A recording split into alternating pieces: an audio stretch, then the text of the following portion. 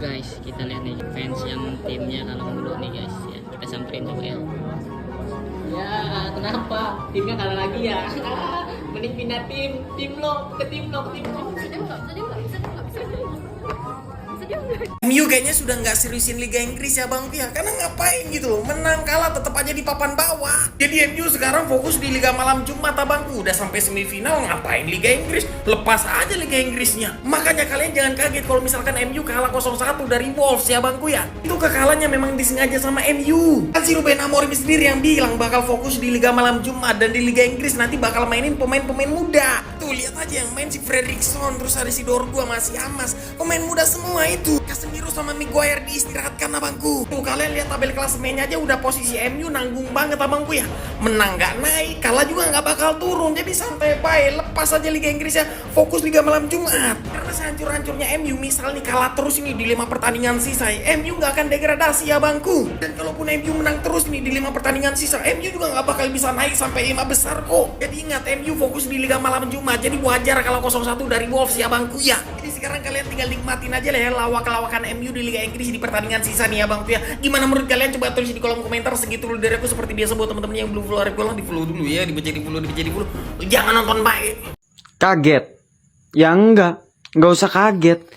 Kan gue udah bilang, tim ini nggak bisa ditebak, nggak bisa diprediksi ya. Bisa menang, bisa kalah. Emang dong ngocok tim ini. Nah, lihat kan babak pertama tanpa Bruno kayak gimana. Ya udah, bersyukur kalian punya Bruno ya. Tim ini nggak ada nyawanya, cok, nggak ada Bruno itu ya. Aduh, apa itu nomor 9? Plonga-plongo ya. Aduh, gedebuk pisang, cok, gede blok anjrit. Ya, MU ini back banyak ya, nggak kekurangan back. Pemain tengah banyak ya, nggak kekurangan pemain tengah. Kekurangannya cuma satu, striker dan pemain depan tuh ya, winger-wingernya tuh. Aduh, nggak ketolong tuh nomor 9, Garnacho tuh, aduh. Ya, buat kalian user game gak ada pintu, gua saranin farmingnya ke sini ya. Dijamin skill Anda seperti King Erlan.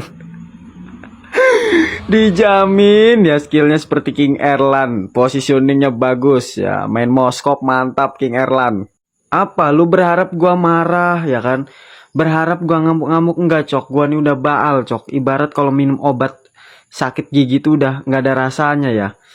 Nikmatin aja lah kedongoan ini sampai match terakhir ya. Ya stres terserah, kalah udah bodo amat. Yang penting Europa League menang. Awas lu nggak menang ya.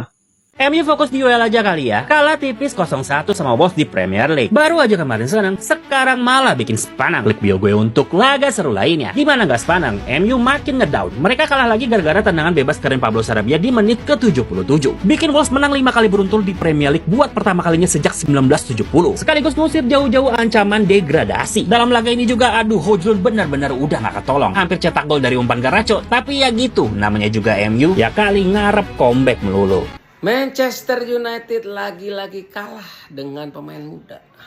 Mujizat kemarin remontada tidak terjadi. Gimana tanggapannya, Kelly? Gak bisa Liga Inggris. Gimana tanggapannya? Pusing pala. Gimana, Ziva? Buat tanggapan apa sih? Emang udah kita udah terbiasa guys kalau Premier League. Tapi kalau di Eropa kita boleh lawan lah, boleh lawan. Jadi nggak usah berharap di Premier League, kita berharap aja di European League. Tapi yang gue senang tadi lihat Harry Amas dan Tyler Fredrickson mainnya bagus. Sayangnya Chido Obi nggak dapat banyak kesempatan. Emang bener-bener udah nggak bisa dipungkiri banget kalau misalkan Ruben Amorim nih kayaknya big fan of Cunha nih. Ini momen dimana si Amorim datengin Cunha nih pas Desember kemarin pas Wolves ngalahin MU. Dan ini itu adalah momen dimana tadi pas halftime Amorim kayak agak sedikit ngejar Cunha ke tunnel dan mungkin untuk punya conversation sama dia. Gesturnya si Amorim ini emang bener-bener menunjukkan banget kalau misalkan dia emang jatuh hati dan suka banget sama Matheus Cunha ini. Matheus Cunha emang santer dikaitkan sama MU nih next summer ini untuk dijadikan di posisi nomor 10 atau nomor 9 sebagai striker. Dan gue jelas sangat setuju kalau misalkan MU bisa mendatangkan Matheus Cunha. Dan kabarnya nih dari kemarin-kemarin sebenarnya MU tuh sudah mulai mengobrol sama agentnya si Matheus Cunha. Tapi jujur-jujuran aja, menurut gue memang tidak akan mudah untuk membawa Matheus Cunha ini ke MU. Ada beberapa klub seperti Arsenal dan Newcastle yang juga dikaitkan nih sama Matheus Cunha.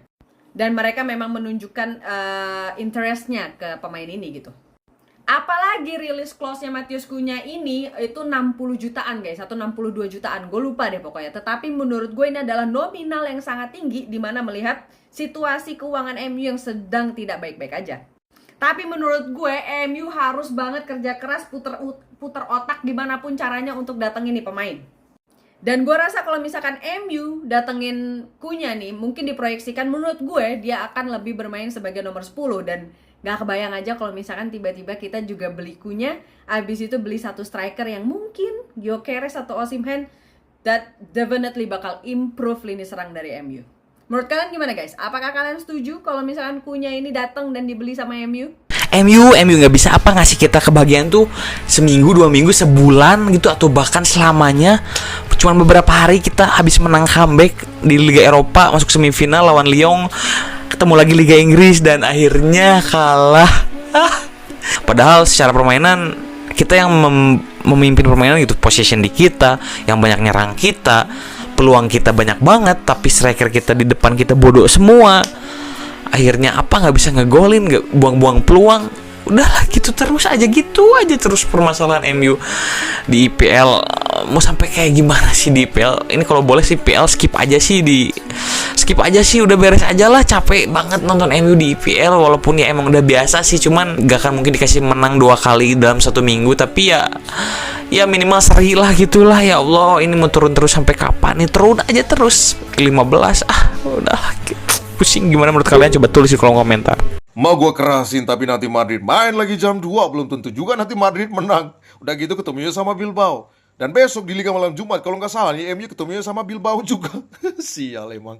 Enak. Oke toh. Ya udah tipis-tipis aja. King MU kalah lagi dan kali ini kalah sama Wolves. 1-0 kalah di kandang, disayurin di kandang. Ya udahlah ya, Amorim kan juga udah bilang, kalau di Premier League mau dia pasrah, mau menang kek, mau kalah kek, mau apa aja kek, yang penting jangan degradasi. Fans MU juga udah pasti pasrah juga kalau di Liga Inggris. Yang gue heran nih Hall Jun, ya Allah mainnya.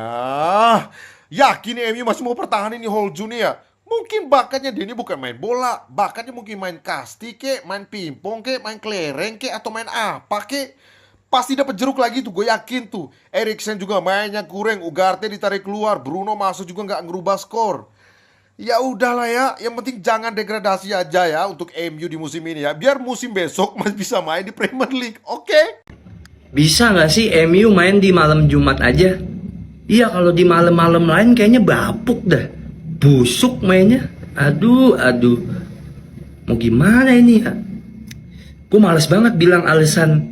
Ya emang kita mau fokus ke UEL.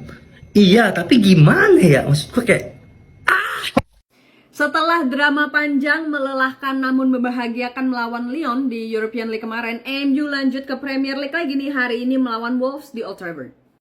Dan Amorim udah bilang kalau misalkan dia akan banyak memainkan pemain muda untuk di Premier League untuk sisa musim ini guys. Karena dia pengen all out banget dan nge-save energi pemain-pemain intinya nih untuk all out di European League. Dan omongan dia terbukti, malam ini kita melihat ada satu nama yang cukup asing, yaitu Fredriksson. Dan dia posisinya sebagai central back, dan dia masih berumur 20 tahun. Sebenarnya gue gak terlalu tahu banyak tentang Fredriksson ini. Jadi mari kita lihat aja permainan dia, dan hopefully dia bisa menunjukkan, kemampuannya dia, dan dia bisa menjadi opsi untuk another CB lagi di musim depan.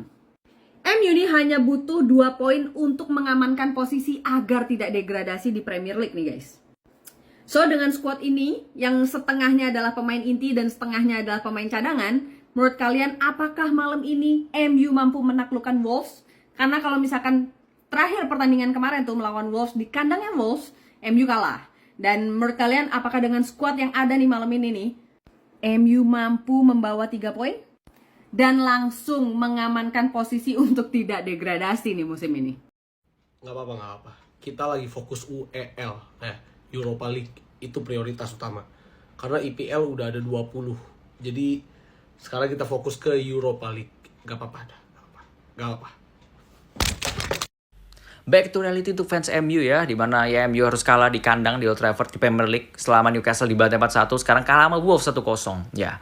Ya di match ini tapi gue gak expect apa-apa karena ya Amorim seperti yang udah kita tahu bahwa dia akan bilang gak akan fokus Premier League, dia fokusnya ke Europa League, pemain-pemain utamanya akan disimpan buat Europa League dan ternyata terjadi guys, bahwa Bruno dicadangin ya di match ini.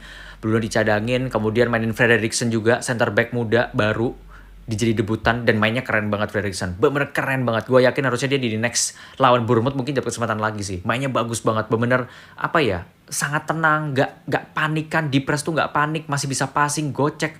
Pokoknya keren lah, potensial banget ini pemain si Frederiksen ini. Dan ya di babak pertama sebenarnya MU menguasai position sih guys. Tanpa Bruno pun menguasai position tapi ya gak bisa create peluang. Sementara Wolves di lain sisi ya jeleknya minta ampun. Jelek banget Wolves ini. Bener gak bisa nyerang sama sekali. Gak ada serangan. Padahal main pemain utama loh mereka. Dan lagi win streak 4 kali kalau gak salah. Tapi jelek banget di match ini. Nah di babak kedua Højlund dapat momen. Udah bagus lewatin. Bukannya di passing malah egois nih si Højlund. Ya biasalah. Memang Højlund kan katrok ya. Dan akhirnya yang terjadi dia gak bisa shooting. Malah bolanya dibuang pemain defense-nya Wolves. Dan gue gak ngerti tuh. Harusnya itu bisa jadi gol pertamanya MU loh. Kalau dia passing. Tapi ya itulah Højlund. Dan setelah itu akhirnya ya Bruno dimasukin menit 60-an. Masukin gantiin Ugarte ya kan. Dan setelah itu Mason Mount juga dimasukin sama Dalot dimasukin. Ya udah MU menguasain, Bruno dapat peluang tapi tendangannya melenceng. Asisnya Garnacho ya. Garnacho bagus banget di match ini guys. Kayaknya dia belajar di match lawan Lyon deh. MU kena comeback. Di match ini Garnacho passing terus tuh, gak pernah shooting dia. Cutback terus berkali-kali dan berhasil terus. Tapi sayangnya gak ada yang jadi gol. Sampai akhirnya yaitu si Wolves dapat free kick, bam, Sarabia 1-0.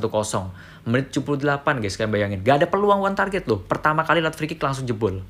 Dan bukan salah Onana juga karena free-nya emang bagus sih. Dan setelah itu ya udah MU mencoba, Cido Obi Martin dimasukin juga tapi sampai akhir gak dapet gol.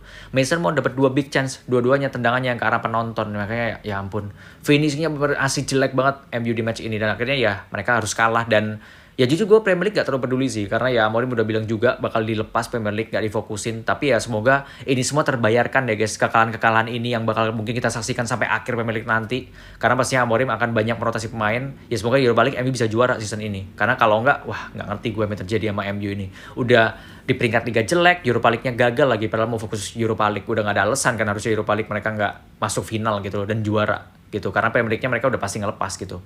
Jadi ya, kalau menurut kalian gimana guys, so much ini guys, jangan lupa komen dan see you next video guys, bye-bye. MU kalah lagi lawan Wolves 1-0. Ya ampun, punya kiper sama striker nggak berguna banget. Onana sekali tendangan langsung gol, one shot one goal, parah banget sumpah. Pantesan peringkat 14 MU tahun ini ya. Udahlah fokus Europa League aja, semoga juara ya. Ditunggu next match-nya lawan Athletic Bilbao, ditunggu itu aja. Liga Inggris mah sudah nggak berguna banget. Oke? Secara mengejutkan, Manchester United kalah atas Wolverhampton dengan skor 1-0. Saya tidak habis pikir sama orang satu ini, yaitu Ruben Amorim, pelatihnya Manchester United. Bagaimana bisa pemain sebagus Casemiro ini bisa dicadangkan? Padahal kita tahu sendiri, yaitu Casemiro ini pada match sebelumnya dia berhasil mencetak 2 assist untuk kemenangan Manchester United. Serta Ruben Amorim ini juga mencadangkan Bruno Fernandes. Bagaimana bisa? Sedangkan kita tahu sendiri jantungnya Manchester United ini berada di tangannya Bruno Fernandes. Bagaimana bisa seorang Ruben Amorim mencadangkan Bruno Fernandes? Serta kita tidak lupa juga sama orang satu ini, di mana pada match sebelumnya dia ini sangat solid di lini pertahanan. Serta dia juga berhasil mencetak 1 gol untuk menangkan Manchester United. Bagaimana bisa dia bisa dicadangkan oleh Ruben Amorim? Bagaimana pendapatnya teman-teman? Apakah Manchester United yang bapuk atau pelatihnya ini yang sedikit error? Share pendapatnya teman-teman. Let's go. Tyler Frederiksen nih guys, umur 20 tahun, lulusan ke 254 dari Akademi Manchester United nih. Salah satu hal positif dari malam ini itu adalah ngelihat permainan dari Tyler Frederiksen. Kayak ngelihat pertandingan dia malam ini, ngelihat permainan dia tuh kayak bukan permainan di debut gitu. Definisi muda-muda tetapi tenang dan menghanyutkan. Badan dia tuh emang bukan tipikal yang kayak gede, tangguh, tinggi, enggak guys. Tapi kalau gue perhatiin dari cara dia bermain, dia itu kemampuan dan keunggulan dia tuh adalah mampu untuk mencari posisi dan timing dalam jagain pemain lawan. Dan menurut gue ngelihat komposisi pemain dari Wolves itu bukan, badannya tuh bukan yang agak pendek-pendek ya. Mereka tuh cukup tinggi-tinggi dan berbadan besar gitu loh. But he did very well. Dan menurut gue super impressed dengan permainan pertama dari Tyler Fredrickson ini. Kalian bisa lihat sendiri stats dia malam ini versus Wolves. Kalian bisa pause dan baca sendiri. Emang yang bikin seneng ngeliat apa ya guys, pemain muda lulusan-lulusan Carrington yang berhasil untuk bisa tembus ke skuad utama. Benar-benar debut yang sangat positif ditunjukkan dari darah muda ini nih guys. Dan semoga ya guys ya di sisa musim ini pemain-pemain muda yang seperti kayak Fredrickson, Harry Amas, Kukonki, Eden Heaven itu mampu untuk mendapatkan menit bermain sebanyak-banyaknya. Dan supaya agar mereka tuh mendapatkan kepercayaan diri, ningkatin stamina dan pengalaman mereka untuk bermain melawan tim-tim Premier League gitu loh. Sehingga di musim depan mereka ini sudah jauh lebih ready guys, jauh lebih siap untuk bisa menjadi pelapis dari pemain-pemain utamanya MU nih. So gua seneng banget melihat MU tuh ada di tangan darah-darah muda yang sangat-sangat berbakat seperti ini. Dan gue tidak sabar melihat perkembangan mereka dan mereka menjelma menjadi pemain-pemain yang memang bisa diandalkan nih sama MU. So dari gue, menurut gue nih malam ini performa dari si Tyler Fredrickson ini bisa gue bilang walaupun kita kalah tapi gue bisa nilai 8,5 dari 10. So go on Tyler.